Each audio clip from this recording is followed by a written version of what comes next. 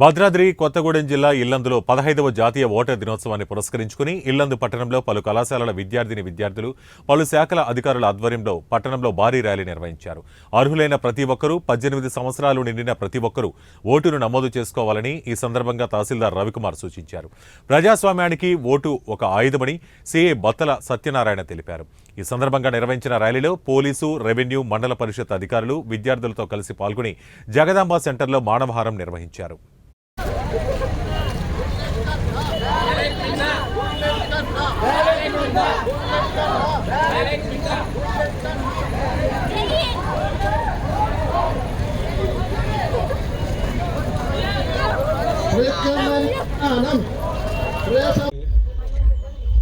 జాతీయ ఓటర్ల దినోత్సవం సందర్భంగా ఇక్కడికి విచ్చేసి ర్యాలీలో పార్టిసిపేట్ చేసి ముగ్గుల పోటీలో పార్టిసిపేట్ చేసిన ప్రతి ఒక్కరికి ముందుగా జాతీయ ఓటర్ల దినోత్సవ శుభాకాంక్షలు.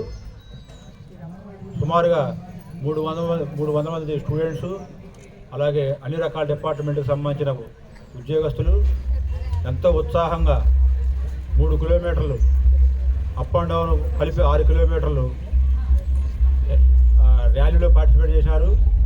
తదనంతరం ఎంఆర్ ఆఫీస్ దగ్గర ముగ్గుల పోటీ నిర్వహించడం జరిగింది. అందులో పార్టిసిపేట్ చేసినటువంటి వారి ఫస్ట్, సెకండ్, థర్డ్ ప్రైజ్ ఇవ్వడం జరిగింది.